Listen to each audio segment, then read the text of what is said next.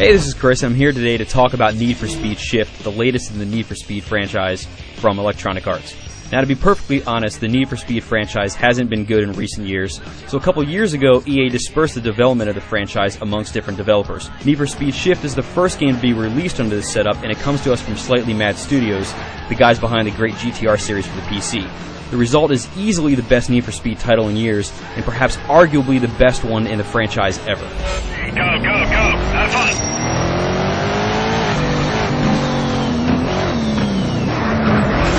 Now, the bread and butter of Need for Speed Shift and the ultimate focus of the design very clearly is the driving experience, which is absolutely phenomenal. This is probably the best single, get you in the race, make you feel like what it's like to actually race a car, driving game that I've ever played. First off, the game looks really good from the interior. The cars look pretty accurate and all that's great. But what makes it is, A, the sense of speed, which is phenomenal. And B, the sound is absolutely incredible. Everything is intentionally almost distorted, and tire squeals sound like animals, roaring and ripping each other to shreds, and that actually is what it sounds like when you're in a car doing corners at 120 miles an hour, and they actually nailed that. The cockpit it's a little dynamic in that when you turn, it'll, kind of move around a little bit. It gives you the sense of having inertia inside the car, which is awesome. Now, the driving presentation wouldn't be anything without awesome tracks to drive on, and you're going to get a whole lot of real-world things here like Laguna Seca, Nürburgring, stuff like that. The actual course layouts are very accurate in that, the roads you drive on and the size and all that is pretty much dead on, but the trackside scenery has been tweaked a little bit by Slightly Mad to make it more, to give you a little bit more eye candy. So these guys have basically said, we're going to make something that is realistic, but change it a little bit better for the gameplay, which is actually very cool.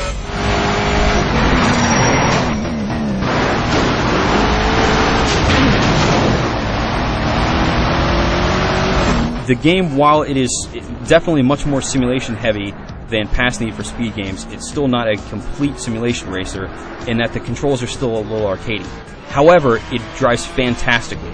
Slightly Mad made some very, very good decisions on how realistic the game would be versus how forgiving the controls are and that sort of thing, and they wound up with what is pretty much the perfect mix for newcomers to simulation racing in general, and then also people who are hardcore racing simulation fans like myself. Now, of course, you're not the only person on the track. There's a bunch of AI racers, and fortunately, the AI is very good in this game. They'll make mistakes. If you crash into them, they try to get revenge for you. There are rivals that are driving around the track, which are highlight. You can beat them and get some performance points for, which I'll come back to in a second. Now, of course, driving and buying cars and all that sort of thing is fun, but you wouldn't be able to do that in a manner that would keep you stuck to the game for 50 hours if there wasn't a very good career mode. And Need for Speed Shift has very good design ideas in this effect, but there are some missteps that happen when you actually sit down to play through the thing. So the one really cool thing is that pretty much every single thing that you do in the game, you earn something for doing it.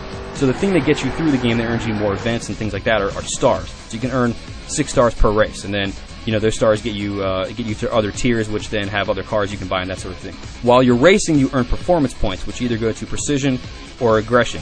It doesn't really matter where they go. The end result is that if you're staying on the driving line, or if you're passing somebody clean, or if you tap somebody while you're passing them, or if you just get a clean lap, or if you're drafting, basically if you were doing anything, you're going to get some points for it, and if you do anything well, you're going to get more points, which is awesome. The bad part is that you earn a lot of money in this game, and there are 4 tiers, and each tier has another set of cars. And when I was playing the game, without trying to go back and grind and get a lot of money, when I would get to a new tier, I would have so much money that I could just buy the best car in that tier. So, there's not really a reason to collect a bunch of cars in this game unless you just want to be a car collector.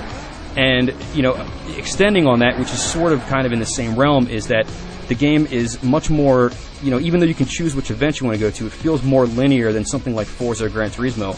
So the career feels kind of checklisty. It's like, have I completed this event yet? No, okay, I'm going to race it. Now I've done it, okay, I'll move on. Maybe later I'm going to come back. And, I wish it had been a little more, elongated by making you build up your stable of cars.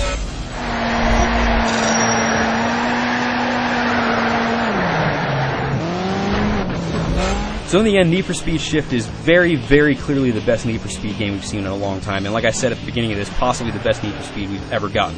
The driving mechanics and the actual experience of being in a car is 100% fantastic. Need for Slightly Mad Studios absolutely nailed that part. The career mode could have been a little bit better, a little less checklisty, but the fact that you're getting points and stuff constantly is very, very good. So, I mean, if you are a racing fan at all, you need to play this game 100%. For the full written review, head over to IGN.com.